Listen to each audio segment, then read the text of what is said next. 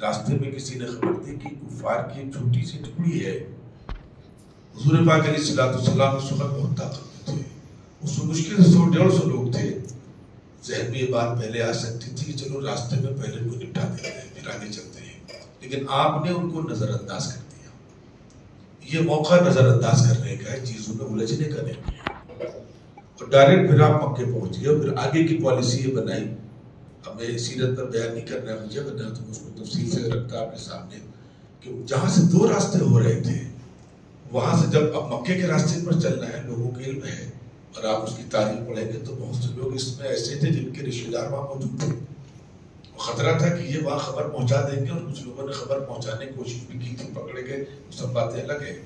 لیکن آپ نے بالکل وہاں سے ایک طریقہ یہ اختیار فرمایا کہ حضرات صحابہ کو حکم دیا کہ تیزی سے چلنا ہے، کہ ہمیں شام تک مکے پہنچنا ہے، بیچ میں کوئی پڑاؤ نہیں کرنا ہے. اور اندھیرا ہوتے ہی مکے پہنچ گئے اور اس انداز سے مکے کو گھیر لیا. اور پھر وہ لمبی تفصیل کر کے کہ کفار مکہ پر ایک روب طاری ہوا اور سرنڈر کر دیا، مکہ فتح ہو گیا. مجھے جو بات وہاں سے نکالنی تھی وہ بات یہ کہ یہ موقع ہمیں آمنے سامنے کی لڑائی کا نہیں ہے، اس میں نقصان اٹھا جائیں گے. یہ موقع خاموش رہنے کا ہے اور پھر ہمیں اس پر تجزیہ کرنا ہے کہ اس ملک کو مسلمانوں نے کیسے فتح کیا ہے. اب اسے معاف کیجیے گا، آپ حضرات بہرکیف تعلیم یافتہ ہیں، میں ایک بات ہمیشہ کہتا ہوں کہ یہ ملک سیاست سے فتح نہیں ہوا. اس ملک کو بادشاہوں نے فتح نہیں کیا، بادشاہوں نے اپنی حکومت کے لیے فتح کیا. لیکن صحیح معنوں میں دیکھا جائے تو اس ملک کو محبت سے فتح کیا گیا ہے. اور اس میں سب سے بڑا نام خواجہ اجمیری کا آتا ہے، کوئی شک نہیں، سچی بات ہے. پھر ان کے شاگردوں میں نظام الدین اولیاء ہیں، ان بزرگوں کا نام آتا ہے. بادشاہوں میں چند لوگ تھے کہ جنہوں نے اس دین کی محنت کی، اور 90% جو ملک فتح ہوا ہے محبت کے راستے سے فتح ہوا ہے. اس لیے میں ایک بات کہا کرتا ہوں کہ جہاں ٹھیک ہے ابھی ہمیں بالکل مایوس ہونے کی ضرورت نہیں ہے، وہ لاکھ کوششیں کر رہے ہیں. آپ سوچئے کہ جس قوم، یعنی یہاں پر تو ہم کو اللہ کا شکر ادا کرنا چاہیے کہ کس طریقے سے انہوں نے ہم کو ٹارگٹ کیا ہے. اربوں روپے خرچ کیے جا رہے ہیں. میڈیا کا پورا نظام آپ جانتے ہیں، صرف اسی پر میڈیا صبح سے شام تک ڈیبیٹ کرتی ہے. اور اس کے آگے آئیے، آپ لوگ بہرکیف کاروباری لوگ بھی ہیں، ایک فلم بنانے میں کئی 100 کروڑ روپے خرچ ہوتے ہیں. کشمیر فائلز بنی، 72 حوریں بنی، ابھی کوئی اور فلم بنی ہے، کل پرسوں ریلیز ہوئی ہے. کتنی محنت کر رہے ہیں. صرف ایک ٹارگٹ ہے، کیسے مسلمانوں کے خلاف نفرت پیدا کی جائے. لیکن اگر میں اتنی باتیں کہوں گا تو ہمارے سامنے مایوسی آئے گی.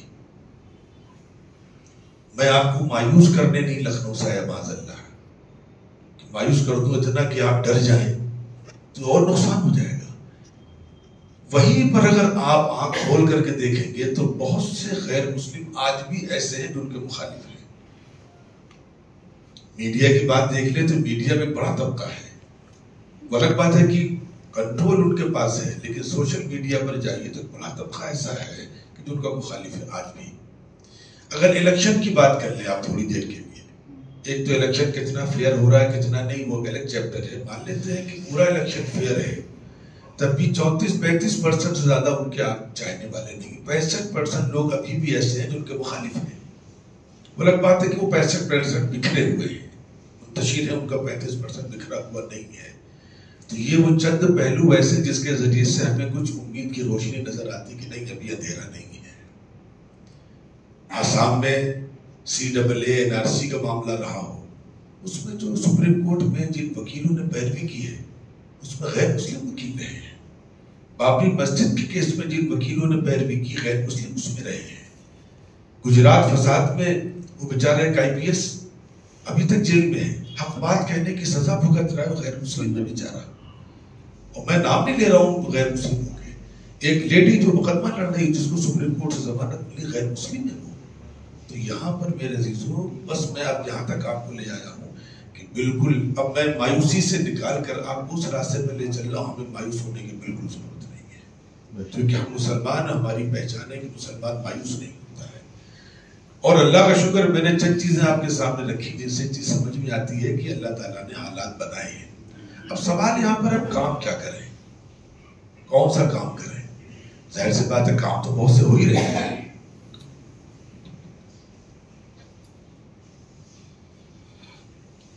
تو میں نے ابھی قرآن مجید کی آیت پڑھی تھی، یہ غالباً سورہ ممتحنہ کی آیت ہے. ایک دعا ہے، وہ پوری بھر کے کبھی موقع ہو تو آپ یہاں علماء سے اس کی تشریح سنیں. میں نے وہاں سے آیت لی تھی جس میں اللہ تعالیٰ ایک بات کہتے ہیں، عَسَى اللَّهُ أَن يَجْعَلَ بَيْنَكُمْ وَبَيْنَ الَّذِينَ عَادَيْتُم مِّنْهُم مَّوَدَّةً.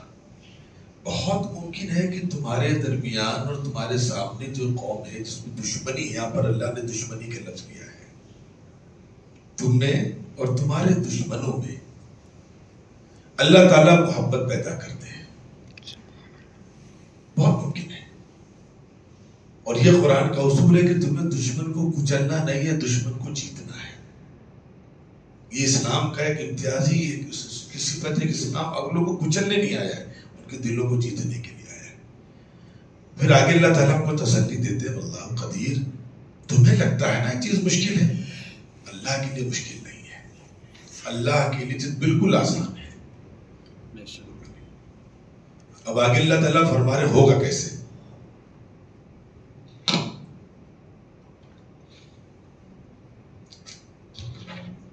اس کے لیے اللہ تعالیٰ نے آگے ایک اصول بتلایا ہے، لا ينهاكم الله عن الذين لم يقاتلوكم في الدين.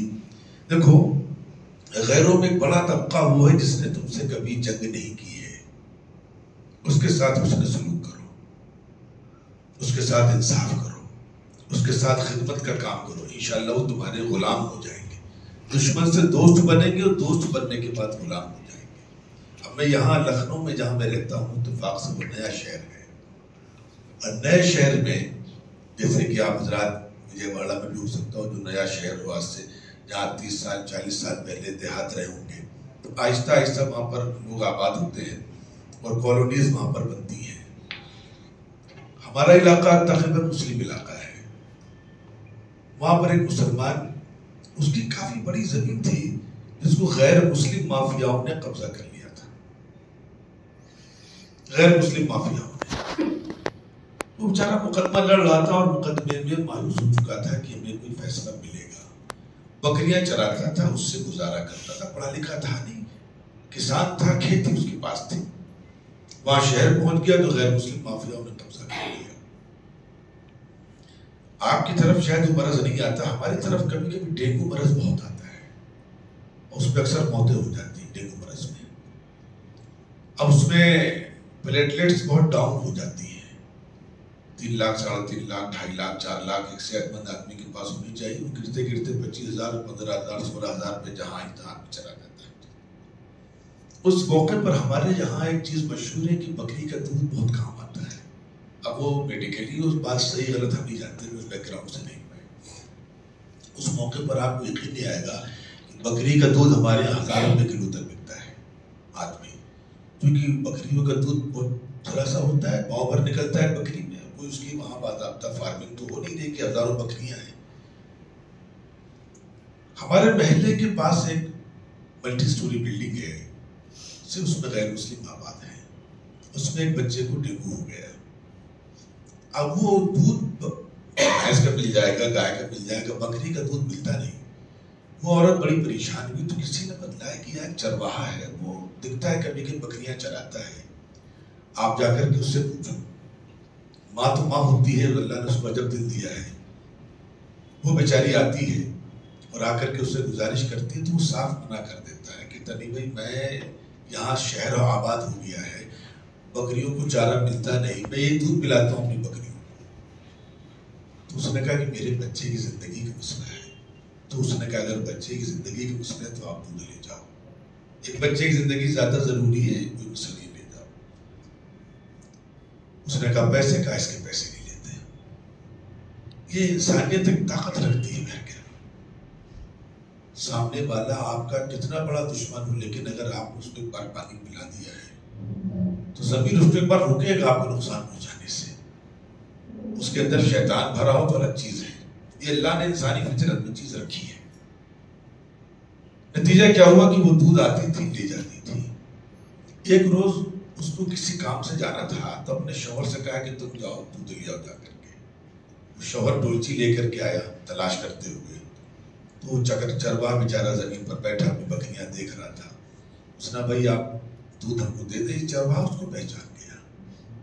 اس نے آپ یہاں کہاں آ گئے؟ کہا تم مجھے جانتے ہو؟ کہاں جانتا ہوں میں. کہا کیسے جانتے ہو؟ کہا آپ کی عدالت میں تو میرا مقدمہ ہے. اسے بڑی حیرت ہوئی. اس نے کہا اچھا مجھے دودھ چاہیے, میرا بچہ بیمار ہے. صاحب دودھ آپ کو ہم نہیں دے پائیں گے. اس لیے کوئی خاتون آتی ہے, ان کا کہا نہیں وہ میرا ہی بچہ ہے. کہا اچھا آپ کا بچہ ہے تو آپ دودھ لے جاؤ. دودھ دے دیا اس نے, اور دودھ دیتے اس نے کہا کہ قاضی جج تھا, ہندو تھا, وہ غیر مسلم تھا. اس نے کہا کہ ایسا کرو تم میرے پاس اپنی فائل لے کر کے آؤ. وہ بیچارہ جانتا نہیں تھا کہ شخص نہیں رہتا ہے. ججز جب چلتے ہیں تو اس کے ساتھ پروٹوکال چلتا ہے, گاڑی چلتی ہے, سیکورٹی چلتی ہے. یہ گیا تو ظاہر سے بات اس نے فائل دیکھی. اس نے کہا ٹھیک ہے اگلی تاریخ جب ہے تم آنا میرے پاس. اگلی تاریخ میں وہ گیا. کروڑوں روپے کی زمین تھی, کئی بیگھے زمین تھی, اور اس نے وہاں پر سخت فیصلہ کیا. یہی جج جو فیصلہ نہیں کر رہا تھا اور وہ تاریخ میں تاریخ پیشی پہ پیشی جو تماشا ہے عدالتوں کا کر رہا تھا, اس نے سخت فیصلہ دیا. اور سخت فیصلہ دے کر پولیس کو آرڈر کیا کہ قبضہ دلا کر مجھے انفارم کرو, مجھے رپورٹ کرو. اللہ تعالیٰ نے جو بتایا قرآن میں اصول کہ تم دشمن کو دوست کیسے بناؤ گے, تو ہمیں دشمن کو دوست بنانے کا فارمولہ قرآن نے دیا, لیکن ہم نے کبھی اس کو اختیار نہیں کیا. میں دوسری مثال ایک اور دے دوں آپ کو. آپ پڑھے لکھے لوگ, اس لیے آپ سے بات کرنے میں بڑی آسانی ہے, اشاروں میں سے بات ہو جاتی ہے. سکھوں کی دشمنی مسلمانوں سے بڑی مشہور ہے, اور ابھی تو پرسوں 15 اگست ہے, اور پرسوں جمعہ تھا ہمارے یہاں. تو جمعے میں مجھے بات کرنی تھی وہاں, تو برکیف یوم آزادی پر بات کرنی تھی. راجہ رنجیت سنگھ یہ پشاور کی پورا سرداروں کا سکھوں کا علاقہ تھا, اور مسلمانوں پر بہت ظلم کیا سکھوں نے وہاں پر.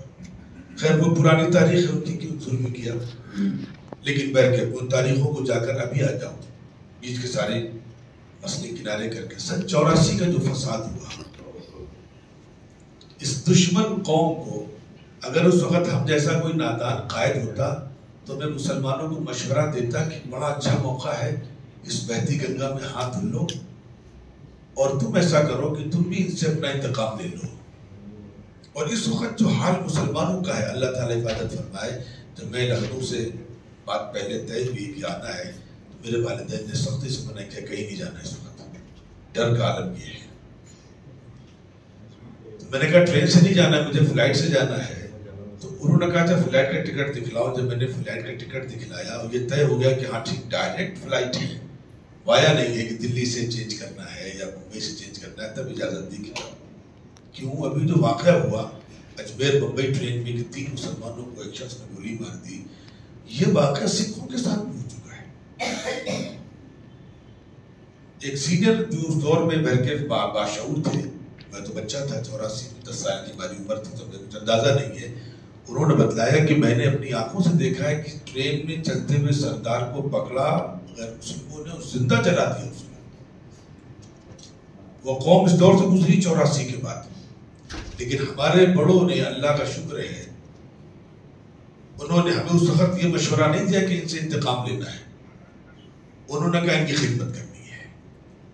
اور ہو سکتا ہو آپ کے وجے واڑہ میں بھی, ورنہ ہمارے علاقے میں میں جانتا ہوں بعض عزیزوں کو کانپور میں, لکھنؤ میں مسلمان اس وقت آگے آئے, اور آگے آ کر کے سکھوں کی پوری مدد کی. ہمارے کانپور میں ایک عزیز ہے, ایک سکھ کا ہارڈ ویئر کا, اس علاقے میں سکھوں کا کافی کاروباری قوم ہے. یہ ہارڈ ویئر کی کروڑوں روپے کی دکان تھی, اور غیر مسلموں نے ٹارگٹ کر لیا تھا کہ اس کو جلانا ہے, لوٹنا ہے. وہ اپنے بیٹوں کے ساتھ بندوق لے کر کے بیٹھ گئے تھے دکان پر, مسلمان تھے. بالآخر الگ مسئلہ تو بچ گئے, بعد میں اس یہاں سے ہجرت کر کے کینیڈا چلے گئے. ان کی ماں زندہ تھی, وہ کہتی تھی میرے 4 بیٹے تھے, میرا 5واں بیٹا ہے. اور احسان اس کی اولادیں یہ مانتی ہیں, ابھی بھی ہمارے عزیز ہیں, قریب 80 سال کی عمر ہے, اس ماں کا انتقال ہو گیا, ان کے باپ کا انتقال ہو گیا, ہر سال کینیڈا سے ویزا بھیجتے ہیں اس مسلمان کے لیے, اس کو اپنا بڑا باپ مانتے ہیں. تو اس وقت مسلمانوں نے جو انسانیت کا کام کیا، اللہ کا شکر ہے کہ پوری یہ دشمن قوم دوست بن گئی، اور پھر NRC میں اور اس کے بعد جو فسادات ہوئے ہیں، اور پھر پلوامہ کا جو حادثہ ہوا ہے وہ ایک سازش تھی، کیا تھا اللہ جانے، اس میں اس قوم نے مسلمانوں کی مدد کری ہے۔ تو قرآن ہم کو یہ طریقہ بتاتا ہے کہ کیسے ہمیں دشمنوں کا دل جیتنا ہے، اور اس کے لیے وہی طریقہ خدمت خلق کا طریقہ ہے۔ اب ہمیں کرنا کیا میرے عزیزو؟ مولانا علی علی رحمٰن نے اسی لیے اس وقت اس کام کو شروع کیا۔ میں ایک بات یہاں صاف بتا دوں، یہ مولانا علی میاں کا کام نہیں ہے، یہ تو حضور کا کام ہے، سیرت کا کام ہے، دین نہیں ہے۔ حضور نے غیروں کے ساتھ کیسا سلوک کیا ہے؟ کبھی ان کو دشمن نہیں سمجھا۔ ہم نے ایک فرق کیا، ہم بھی ان کو دشمن سمجھنے لگتے ہیں۔ فتح مکہ کی میں نے بات بتائی، اس سے پہلے ہجرت کے موقع پر جب حضور پاک علیہ الصلوۃ والسلام ہجرت کر کے جا رہے ہیں، ابھی جو صادق اور امین والی بات تھی، تو اپنے بھتیجے، اپنے چچا زاد بھائی، اپنے داماد حضرت علی رضی اللہ تعالیٰ عنہ کو امانتیں سونپی دشمنوں کی، اور یہ کہا کہ تمہیں فلاں کو فلاں کو فلاں کو فلاں کو واپس کرنی ہے۔ ہم جیسا مولوی ہوتا تو میں کہتا کہ نہیں، یہ تو دشمنوں کی امانتیں ہمارے لیے حلال ہیں، ان کو ہم دائیں بائیں سے حلال کر لیتے، لیکن نہیں، حضور پاک علیہ الصلوۃ والسلام نے ان کو دشمن نہیں سمجھا اور ان کی امانتیں ان کو واپس کرائیں۔ تو اس وقت ہم سے سب سے بڑی غلطی جو ہوئی ہے اس ملک میں، وہ غلطی پہلی یہ ہوئی ہے کہ ہم نے ان کو دشمن مان لیا، اور دوسری غلطی یہ ہوئی کہ کبھی ہم نے ان کے ساتھ خدمت کا کام نہیں کیا ہے۔ اسی لیے یاد رکھیے کہ آپ کو کس قوم کے ساتھ رہنا ہے، کس قوم سے آپ کا مقابلہ ہے، ہر جگہ آپ کو پالیسی الگ بنانی پڑے گی۔ اور اس موقع پر جو میں بار بار، کل بھی میں نے ایک بات کی، نوجوان بچے ہیں، ان کو اس کام سے جوڑنا بہت ضروری ہے۔ کیوں؟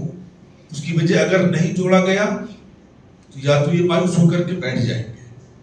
اور کل وہاں مجھ سے ایک صاحب نے ملاقات کی، نوجوان بچہ تھا، بڑا جذباتی تھا، تو مجھے محسوس ہوا کہ اگر ان کے جذبات کو صحیح رخ نہیں دیا گیا تو کوئی غلط فیصلہ کر لیں گے۔ جو وہ قوم چاہ رہی کہ اس وقت مسلمان نوجوان جوش میں، جذبات میں آ کر غلط فیصلے کر لیں، تاکہ ان کے غلط فیصلوں کی بنیاد پر ہمارا ریئیکشن ہو، اور ریئیکشن پر 2024 ہم نکال لے جائیں۔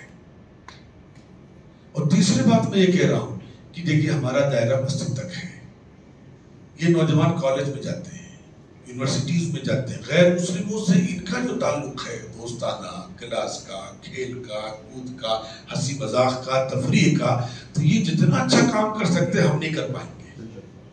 اس لیے اس نسل کو اگر اپنے ساتھ ہم جوڑ لے جائیں گے انشاءاللہ، تو پہلا کام تو یہ ہوگا، یہ مایوسی سے نکلیں گے انشاءاللہ۔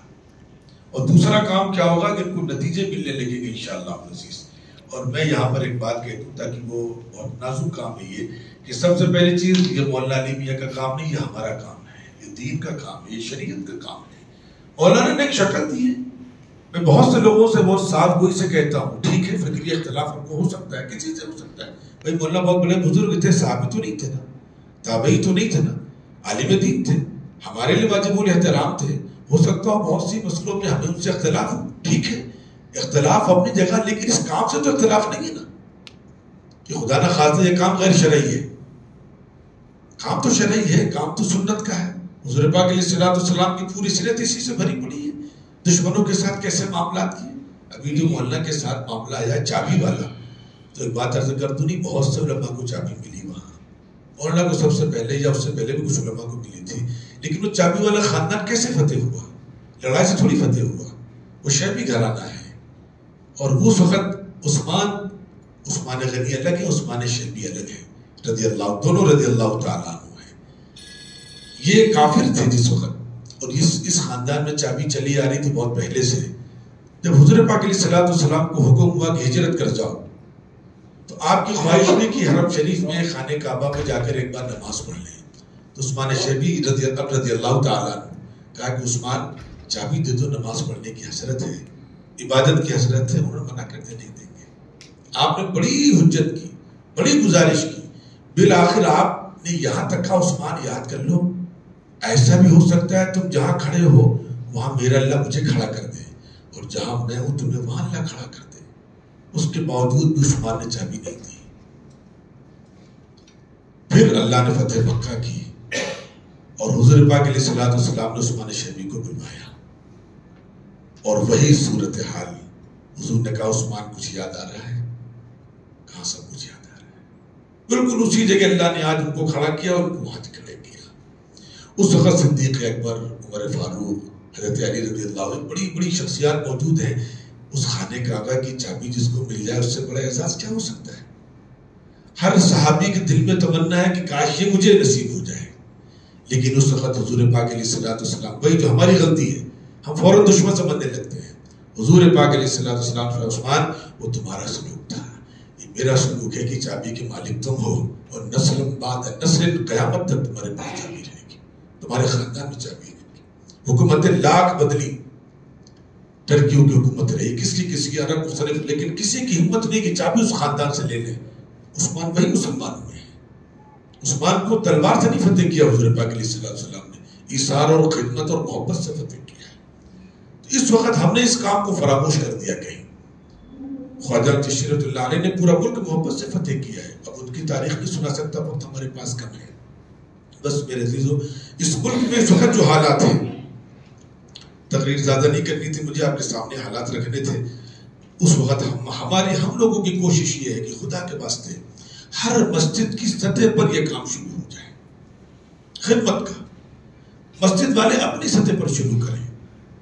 اس علاقے میں جتنی آبادی ہے، اگر کبھی تبلیغ کی جماعت کے لوگ اگر گشت کرتے ہو، دوسری جماعت کے لوگ یہاں پر ہوں، وہ ایک گشت کریں اس علاقے میں، اور جتنے غیر مسلم خاص طور پر غریب طبقہ ہے ان کے گھر جا کر کے بھائی اگر آپ کو کوئی پریشانی ہے تو مسجد میں آ کر کے بتاؤ، انشاءاللہ ہم اس پریشانی کو حل کرنے کی کوشش کریں گے انشاءاللہ. تم اگر بھوکے ہو تو بتاؤ، تمہارے پاس سردیوں میں اگر لحاف نہیں تو مجھے بتاؤ، تمہارے بچے کی فیس نہیں جمع ہو رہی تو مجھے بتاؤ.